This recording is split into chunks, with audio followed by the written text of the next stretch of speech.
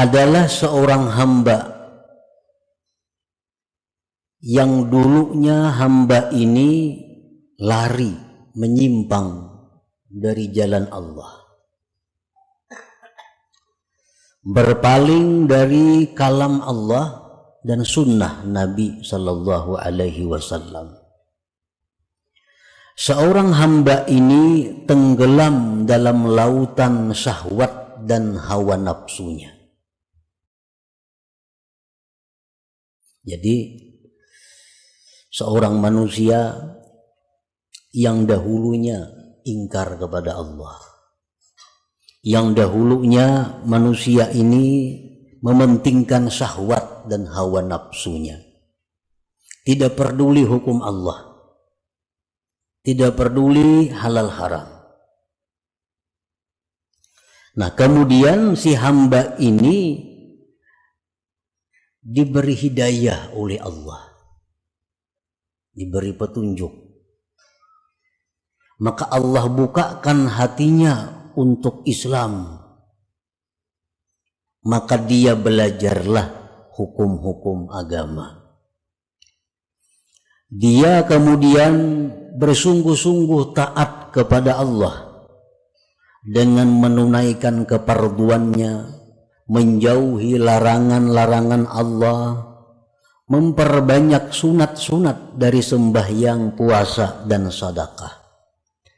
Dan lama masa yang demikian, artinya bertahun-tahun, berpuluh-puluh tahun, seorang hamba yang dulunya ingkar kepada Allah kemudian dapat hidayah, akhirnya berbalik ke jalan Allah, menuntut ilmu. Pekerjaannya sekarang ini, yang dulunya jauh dari majelis ilmu, sekarang menuntut ilmu, ibadahnya kuat, zikirnya banyak. Adalah syaitan dahulunya menggoda ini hamba dengan kejahatan-kejahatan dan mungkar. Dahulunya si hamba ini kawan syaitan, diajak syaitan berbuat maksiat, mau. Diajak syaitan berbuat kejahatan, mau.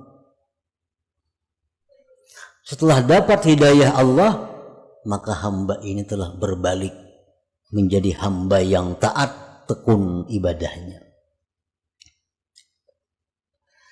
Nah, sesudah hamba tadi tekun dalam ibadah, sungguh dalam menuntut ilmu, syaitan itu menggoda lagi kepada hamba ini.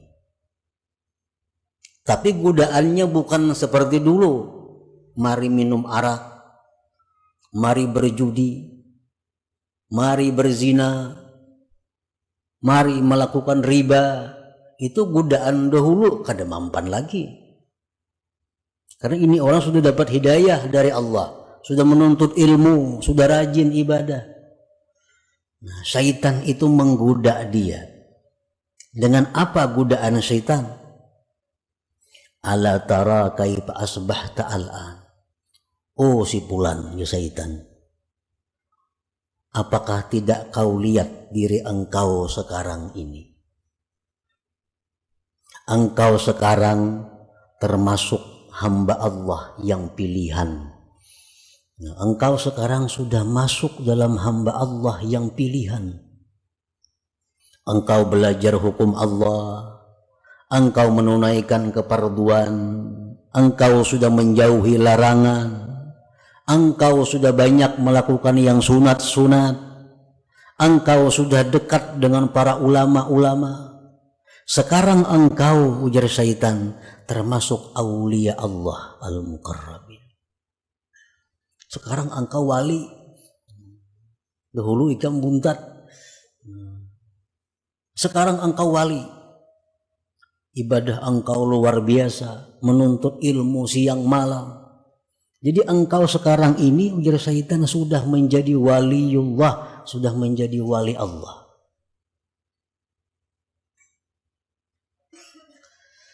Nah, apabila si hamba ini setuju dengan bisikan syaitan itu, ya syaitan ikam ni wali, diterimanya itu. Cocok aja aku wali, soalnya wah ini aku sudah belajar siang malam, zikir 10.000, salawat 10.000, cocok aja aku wali. Nah, wa tasharraba hadzal iha ilal yakin, dan masuk ini bisikan kepada yakin. Akhirnya dia yakin, wah aku ini masa bujur-bujur wali. Ada ila akbaha mimma kana alaihi sabiqa, maka dia ini hamba kembali kepada sesuatu yang lebih jahat daripada dahulunya. Lebih jahat daripada dahulunya di sisi Allah Subhanahu wa ta'ala tentunya. Nah, jadi artinya kalau kita dahulu banyak maksiat kepada Allah, dahulu kita ingkar dengan hukum Allah, sekarang dapat hidayah, menuntut ilmu, banyak zikir, banyak amal.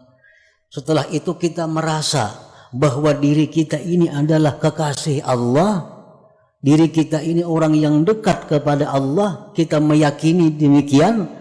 Nah, kita sebenarnya lebih jahat kedudukannya di sisi Allah daripada kelakuan kita yang dahulu kala yang suka maksiat itu.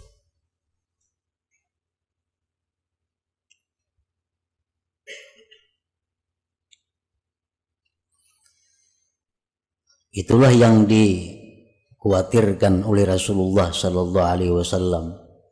Dalam sebuah hadis beliau bersabda, "Lau lam tuznibu la khasyitu alaikum ma huwa akbaru min dzalik al-ujubu al-ujubu." Ujar Nabi, andai kata kalian itu tidak berbuat dosa sama sekali, aku sungguh takut kepada kalian akan jatuh dalam dosa yang lebih besar, yaitu dosa sifat ujub. Dosa sifat ujub tadi.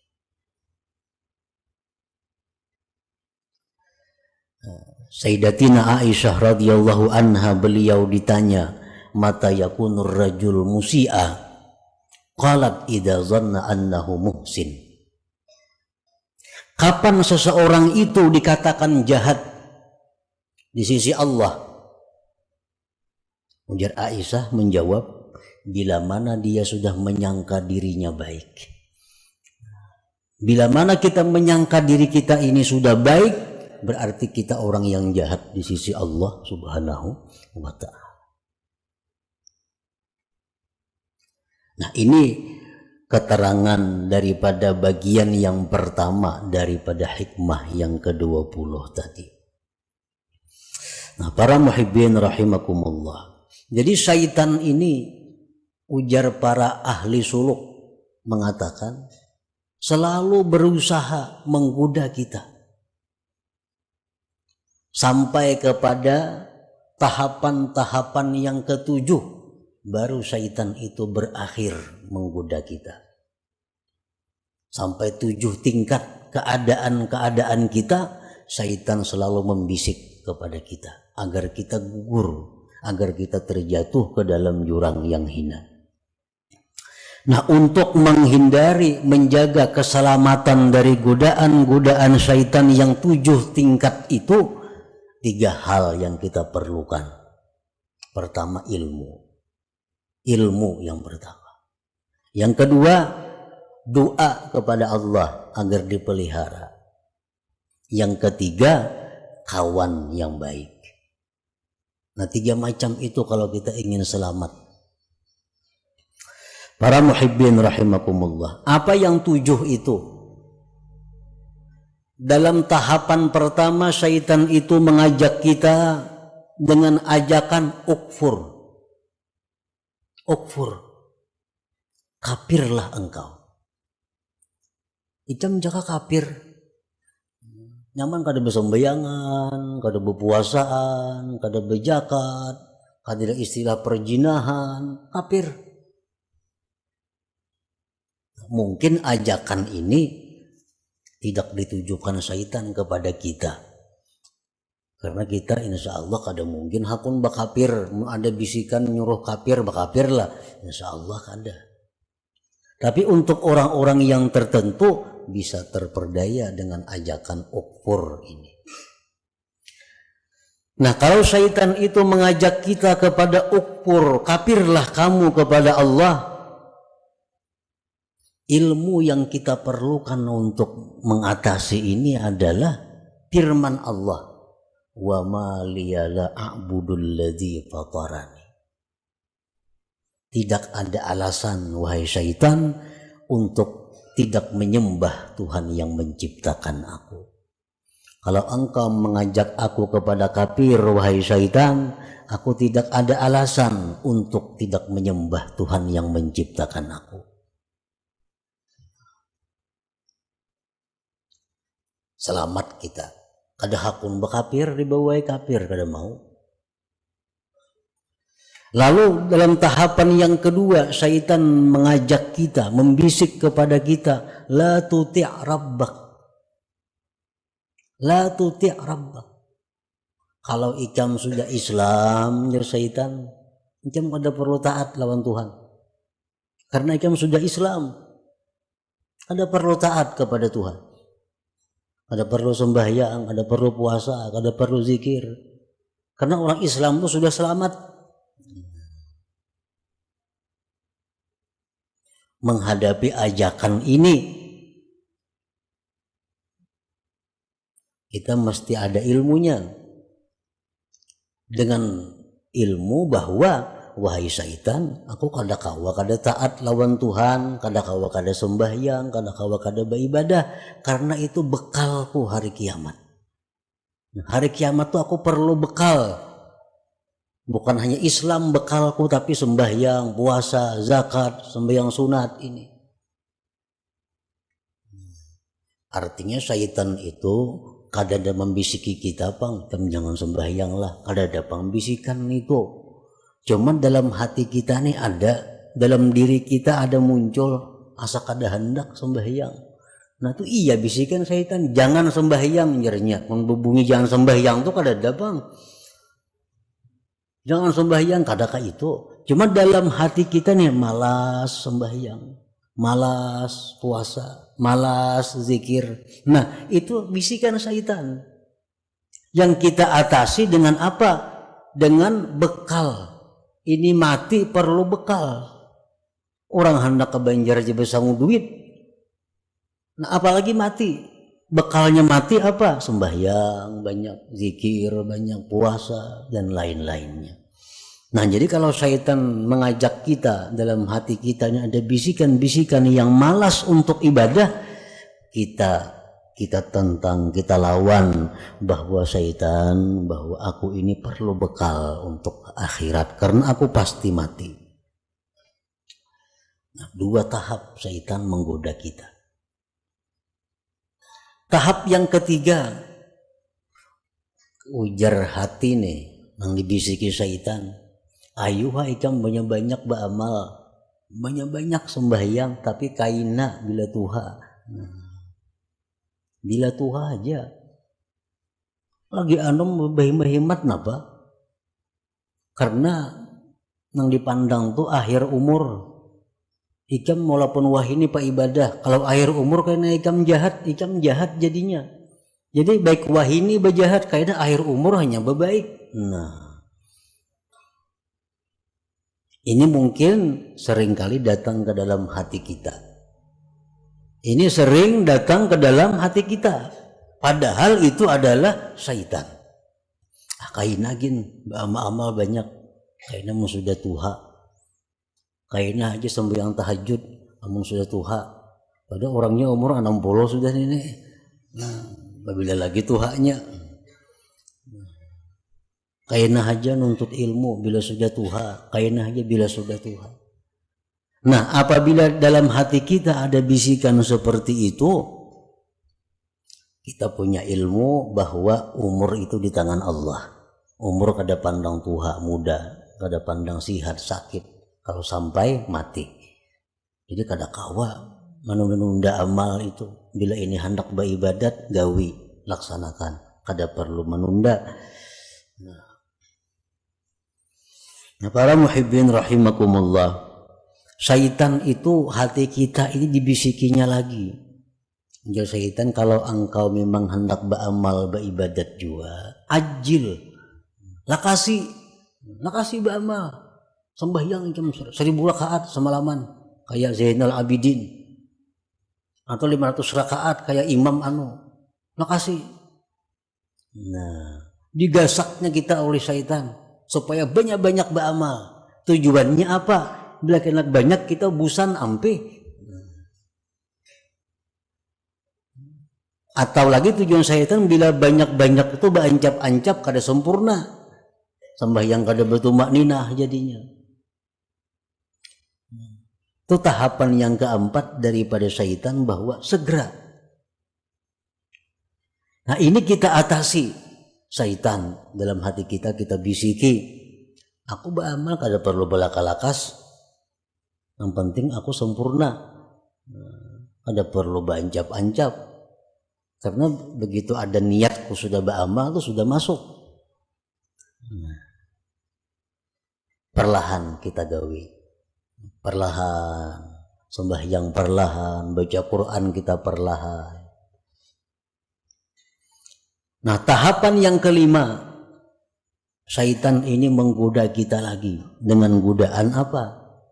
Nah syaitan kalau ikam sudah perlahan itu. Ikam tunggu. Ikam akan dipuji oleh seluruh makhluk. Ikam akan dipuji oleh manusia. Ikam akan dipuji oleh orang-orang besar. Karena mengakui kehebatan engkau. Ikam ahli ibadah, ibadahnya bagus. Nah, supaya kita ini ria. Nah, kita atasi dengan demikian, wahai syaitan, aku beribadah kada mengharapkan pujian orang. Aku beribadah kada mengharap penilaian orang. Yang kutuju itu adalah penilaian Allah. Aku cukup Allah yang mengetahui aku beramal. Kada perlu orang lain.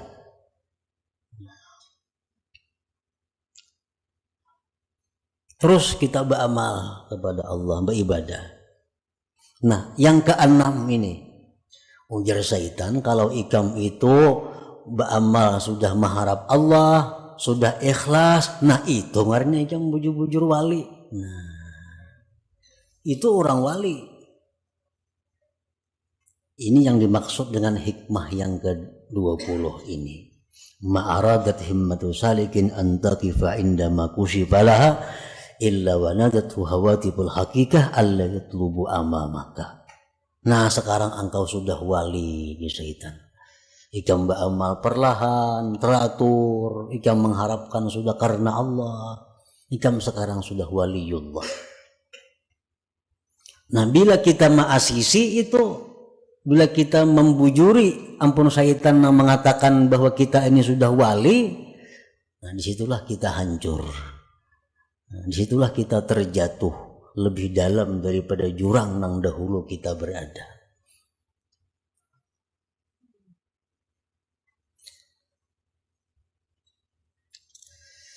Nah, fasabilus salama li hadzal abdi ayyujiba syaitan aina ana minal awliya was salihin wa ana warikun bi bihari taksir wa qillatil ilm qalbi mashghulun bid dunya wa ma ukhlisu fil amal wa lam a'lam hal tuqbalu taubati amla inna ma ana abdun hakir katsiruz dzunub arju rahmat rabbi. Di waktu syaitan tadi, di waktu hati kita berbisik bahwa kita ini dekat dengan Allah, di waktu hati kita bicara bahwa kita ini sudah dikasihi, dicintai Allah, di waktu hati kita bicara kepada kita bahwa kita ini wali, itu hendaknya dijawab. Bah, kada mungkin aku ni wali, kada mungkin aina ana minal aulia, kada mungkin aku ni wali. Aku ini masih banyak kurang, ilmunya kurang, hatiku masih banyak kepikiran dunia, amal ibadahku belum tentu ikhlas, dosa-dosaku dahulu belum tentu diampuni Allah, tubat-tubatku belum tentu diterima. Aku ini adalah hamba yang hina, yang banyak dosa, yang mengharapkan rahmat Tuhan. Nah ini yang jawabannya kalau timbul bisikan di hati kita. Itu yang dimaksud dengan wanadathu hawatibul hakikah alla yadlubu amamaka. Aku ini masih banyak dosa walaupun aku beribadat. Walaupun aku baca Quran, tapi dosa-dosaku dulu belum tentu diampuni Allah. Tobat belum bisa diterima, belum tentu diterima. Nah, bila kita mampu menentang yang demikian tadi dengan perasaan-perasaan bahwa kita masih hina, kita masih banyak dosa, kita masih jauh dari Allah, berarti kita berhasil, berarti kita selamat. Siti Aisyah tadi dikata, kapan seseorang itu dikatakan jahat di sisi Allah? Bila mana dia menganggap dirinya sudah baik. Kapan seseorang yang baik di sisi Allah? Bila mana dia masih menyangka dirinya jahat. Bila mana dia menyangka dirinya masih jahat, dirinya masih banyak dosa, dirinya masih hina, itulah yang baik di sisi Allah Subhanahu wa ta'ala. Nah, para muhibbin rahimakumullah. Jadi yang keenam tingkatannya ujub ini. Dan bisikan-bisikan itu pasti ada di dalam hati kita. Yang ketujuh itu datang lagi dalam hati kita. Sudah bagus, sudah 6 langkah syaitan menggoda kawa diatasi. Yang ketujuh, syaitan artinya bisikan hati kita.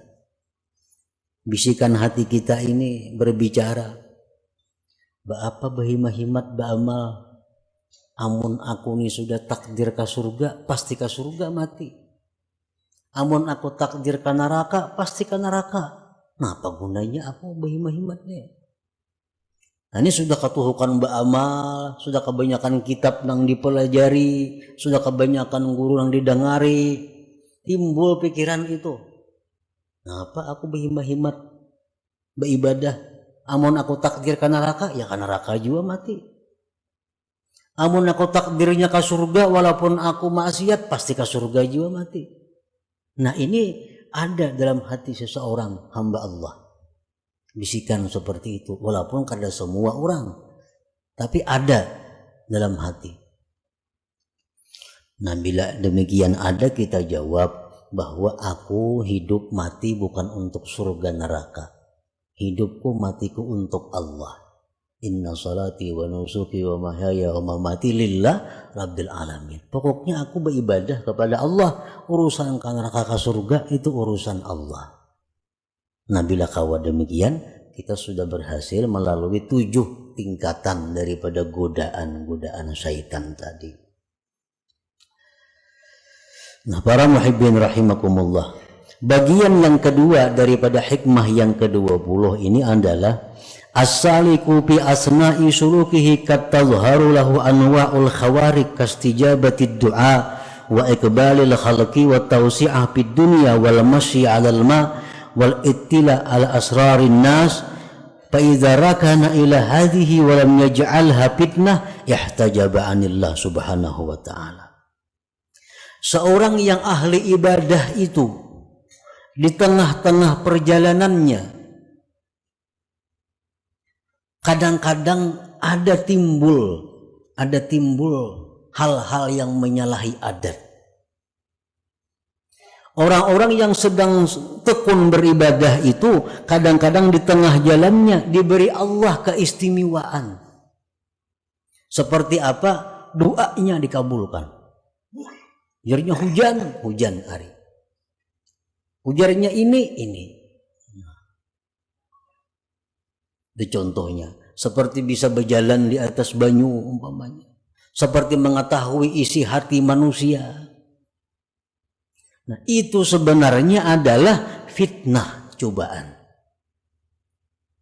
Apabila seorang ahli ibadah ini senang dengan demikian, maka dia terdinding dari Allah Subhanahu wa ta'ala. Artinya apa? Ini sudah zikir banyak kepada Allah, salawat banyak, sembahyangnya banyak, semuaan banyak ibadah-ibadahnya. Diberi Tuhan keistimewaan.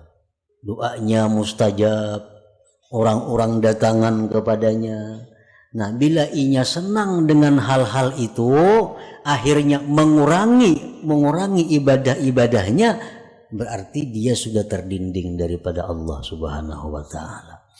Nah, jadi di pertengahan kita, di pertengahan umur, di mana kita sedang tekun beribadah, itu Allah beri kita keistimewaan bahwa itu adalah fitnah, itu ujian. Bila kita pegang ujian itu, kita akan terdinding daripada Allah.